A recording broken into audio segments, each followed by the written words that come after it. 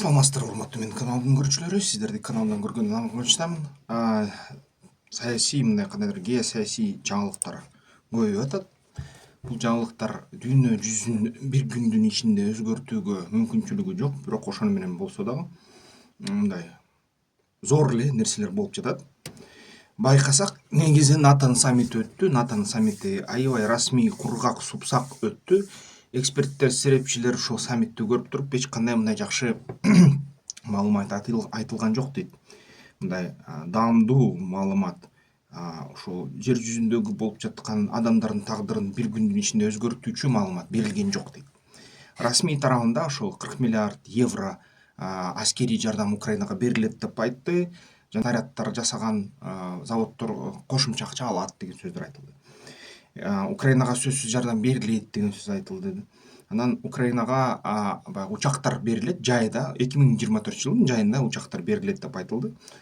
2024-жылдын жайы өтүп баратат бүгүнкү күнү. Ушул жайдын жарымы өтүп кетти да, бирок ушундай дешти да. Анан инфраструктураны кайра модернизация кылабыз, жаңыртабыз деп айтты. Супсак, кургак, расмий.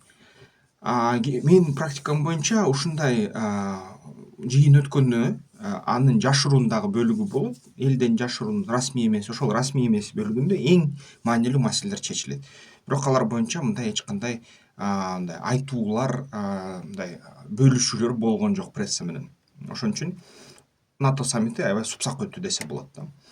Бул деген Орусияны албетте жандандырды. Орусия Украина согуш абалын карасак, аякта аябай катуу ушул Часов Ярда акыркы күнү чоң кагылышуу болду. Ушул жерде Украина бир нече метрди кайра кайтарды өзүнө бредилердин жардамы менен. Бирок ошо менен бирге Орусия бүт фронттун чек арасында, бүт баягы фронт тийишкен жерлерде басым жасап жатат да, ошол үстөмдүк жасап жатат. Орусиянын жаңы тактикасы пайда болду. Баягы камикадзе, өзүн өлтүргүч, мындай кандайдыр бир жанкечти аскерлер мопедтерди, мотоциклдерди, баягы бүт жерде өтчү тоо мотоциклдерин минип алып туруп, ушундай мотоциклдер менен украиндердин атуулары, батыштын баягы куралдарын жардырууларын ортосунан өтүп кетип, алдыга жылып, шаарчалардын баягы имараттарынын ичине аябай чоң ылдамдык менен кире калып, 100 километр менен ушундай 60-80-100 километр тоонун арасында кандай мүмкүн болсо, ошол жерден бекитилип, анан ушинтип алдыга жылып жатышат.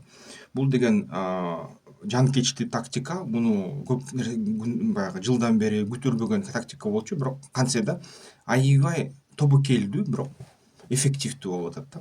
Ушундай чоң ылдамдык менен кире калып, имараттарды баса калып, украиндерди кайра артка качканга мажбур кылып атышат ушундай Орусиянын желдеттери. Орусиянын баягы желдеттеринин арасында жалданма аскерлер жакынкы чыгыштан жана башка түштүк Америкадан, Араб өлкөлөрүнөн, Индия өлкөлөрүнөн көбөйдү.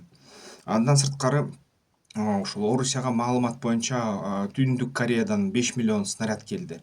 Кытайдан станокторго мындай жабдыктар, жабдуулар келип жатат дейт.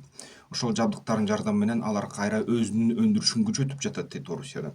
Ошентип Индия аркылуу нефть сатылып, Европага Индиядан рупия келип, Орусияга Орусия рупийди кандайдыр сатыш үчүн Орус-Индия өнүктүрүү фондусун түзүп, жана ошол фонддун алкагында иш алып барганда кайра эле ошол баягы Кытай структуралары аркылуу же башка өлкөлөрдөгү структуралар аркылуу ошол рупийлерди кайра рубльдерди долларга, еврого алмаштырып, кайра батыштан жабдыктарды алып атат. Бир жаңылык чыкты Швейцарияда. Ошол Охмаддетке, мисалы үчүн, Киевке түшкөн, кичинекей балдарды өлтүргөн ракетанын ичинде Швейцарияда жасалган компоненттер табылды.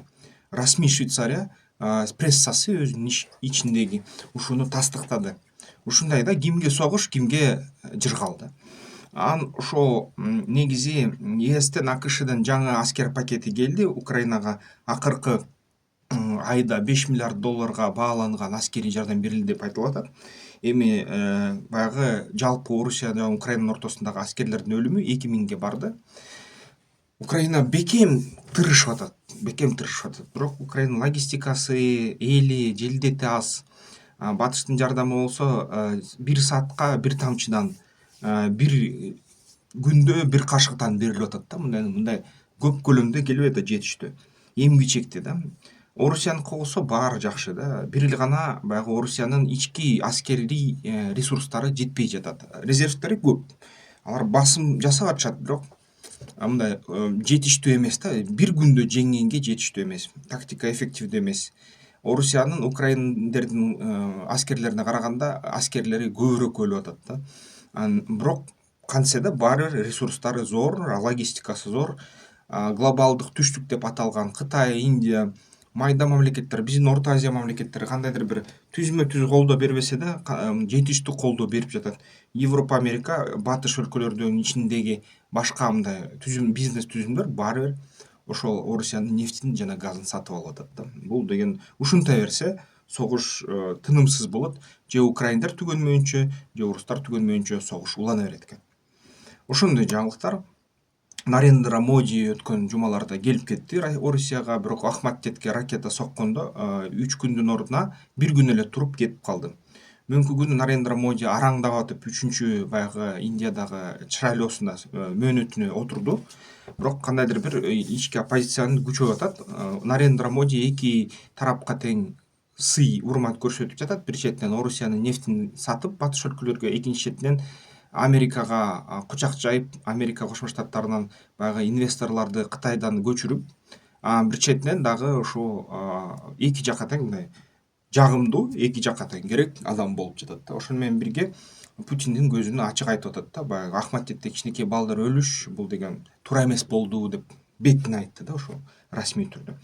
Анан негизи ошол Ахматеттеги, Киевдеги ПВОну алдап келип соккон ракеталар аябай чоң мындай дүйнөлүк кандайдыр бир кайра мындай СМИлердин жандандыруусун жаратты да.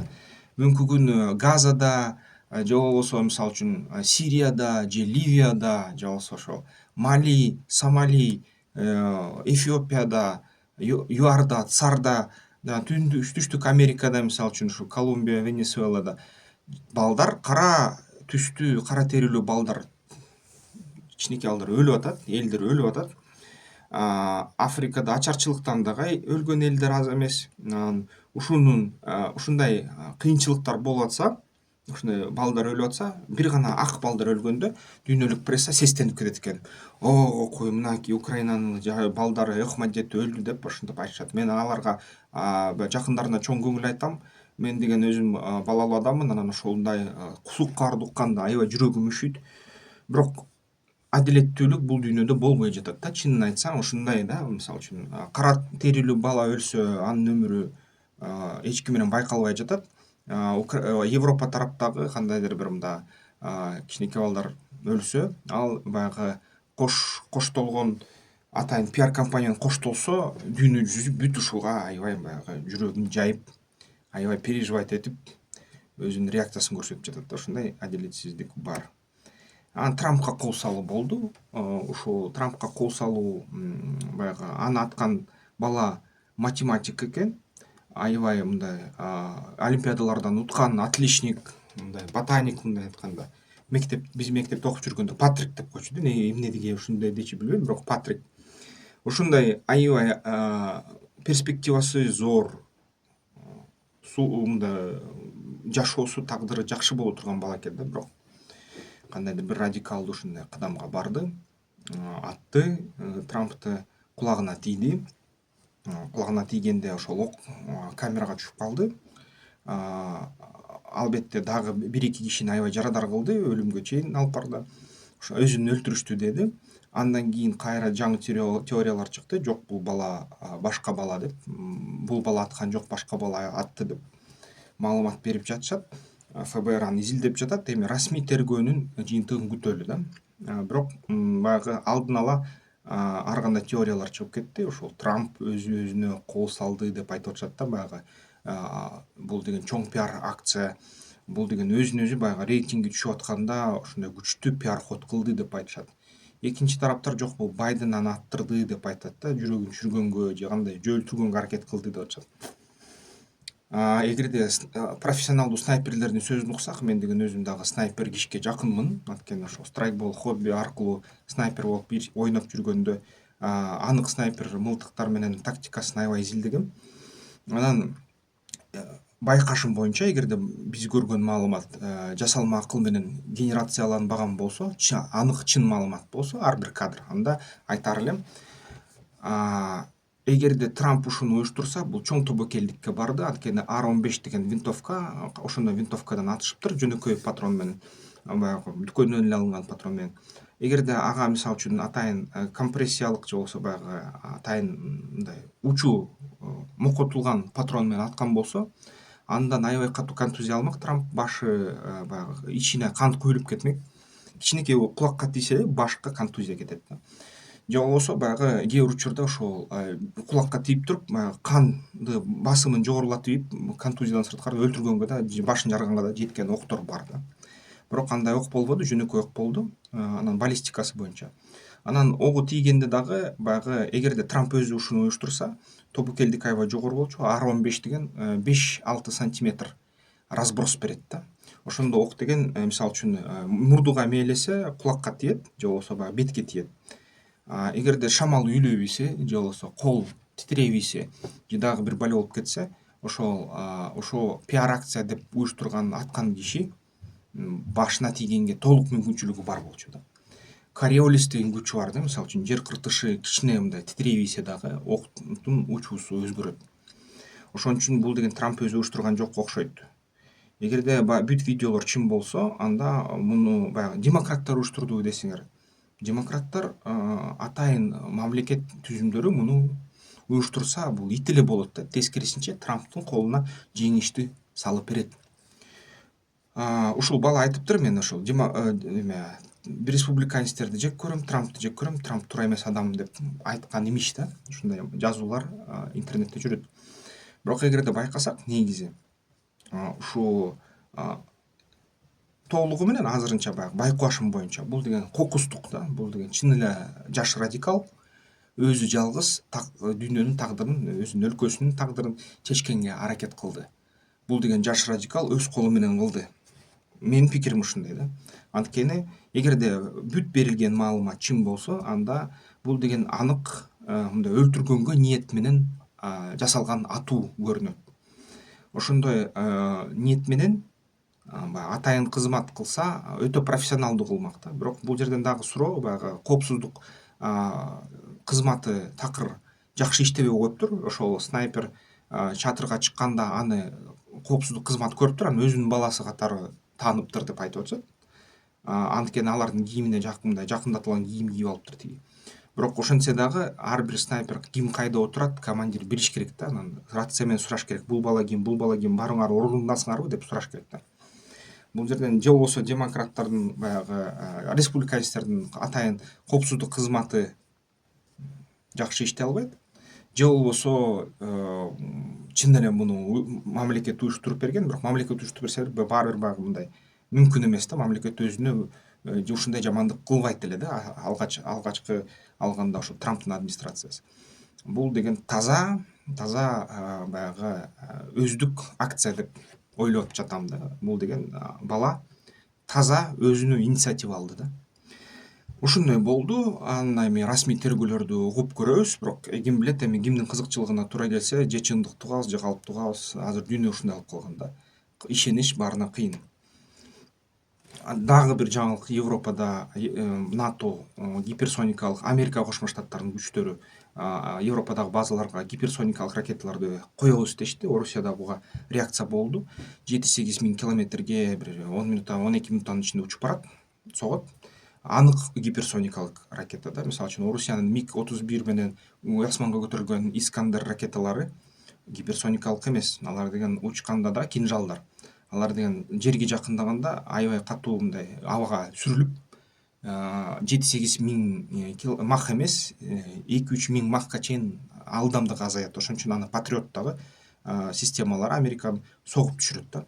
Америкалык жана кытайлык гиперсоникалык ракеталар бул жана Францияныкы анык гиперсоникалык ракеталар да. Булар деген чын эле баягы 7-8-12 мах менен учуп максатка аябай дыкаттык менен тие алат да. Бул деген аябай коркунучтуу Орусия үчүн. Анткени эгерде мисалы үчүн эртең АКШ таза ошол Орусиянын лидерлерин жок кылабыз десе, бункерлерди сактабайт. Ушундай аракет алат. Анан азыр ушундай жер жүзү чыңалып жатат, радикалдык кыймылдар күчөп жатат. Баягы бүт Европада радикалдык кыймылдардын өкүлдөрү жеңишке жетип атат. Ушундай радикалдашуу заман келип калыптыр, тилекке каршы ушундай нерселер болуп жатат. Анан негизи ошол дүйнө жүзү боюнча жаш балдар саясатка башкача көз караш менен карап атат. Ушул дүйнөлүк согуштар токтобой, элдер акылына кирбей, ушундай кооптуу заман жакындап баратат да. Ошону менен бирге бир нече өлкөдө ядердик курал бар. Эгерде бизге мисалы үчүн планетардык кандайдыр бир балей келсе, ошол эле астероид түшүп келеби же эмне болот дагы, ошондо адамзат ыдыраган кезде биримдик жок, буунун күчү жок. Албетте ушундай заманда ар бир өлкө өзүнө сак болуш керек, өзүнүн куралдуу күчтөрүн күчтөнүш керек. Бизге да ушундай нерсе керек да. Анан өткөндө бир роликте айттым эле, ошо негизи Казакстанда болуп жаткан жанагы кургакчылык, ошол айдосттордун суу эксперттерин Казакстанды чакырып алып сүйлөштү эле. Алар айтышты эле да, ошол Казакстанда баягы дренаждык системалар, каналдар бүт чөп жана таш басып кетти, ошондуктан сууну сактай албай атабыз. Анан кайра Казакстанда баягы ушул жазда суу каптоолор башталганда айттым эле, ушул кайра эле суу эксперттери Казакстандыкы ушул тазаланбагандыктан каналдарда ошол каналдар ушул сууну алып кеткен жок. Ошондуктан аябай начар иштеди биздин өкмөт деп. 50 жыл эч ким дренаждык системалар тазалаган жок деп айтты эле. Мен ошону өзүмдүн каналымда айттым эле. Бекер сынаптырмын, анткени бизде да ушундай маселе экен. Бизде да мисалы үчүн Ошто Ак Бура суусу жээктен чыгып кетти. Анткени Ак Бура суусунун ичинде ошол көп жылдан бери, бир нече жылдан бери таш да бар, баягы чөп да бар. Биздин бийликтер эл ошол каналды тазалагандыктан сел болгондо ушундай сууну алып кетпей канал ушундай нерсеге алып келип атат да, баягы мындай селге алып келип атат. Бул деген жалпы ушул мурунку советтик өлкөлөрдүн маселеси окшойт. Ушундай кырсыктар кайталанат окшойт, анткени биринчиден сел алып кетчү ылдый жакта турган жайларда бекемдүү иштер жүрбөйт, жана кызыл китеп берилип башка жерге үйлөр көчүрүлүп кетпейт. Экинчи четинен дренаждык каналдар, атайын селди токтотуучу дренаждар атайын жасалбайт да. Бул деген ушундай кырсыктарга алып келип турат улам. Бул биздин элибиз, администрацияларыбыз, жергиликтүү элдер, ошол сел агуучу жерде жашаган элдер өзү акылына келбесе, ушундай нерселер кайталана берет улам. Ошентсе да ошол селден жоготкон үй бүлөлөрдүн жакындарын жоготкон үй бүлөлөргө көңүл айтам. Ушундай суукка бар экен. Ушундай нерсе эч качан кайталанбасын. Дүйнө жүзүндө тынчтык орносун, биздин өлкөдө тынчтык орносун. Биз деген да өзүбүзгө тың бололу. Эмки видеолордон көрүшкөнчө.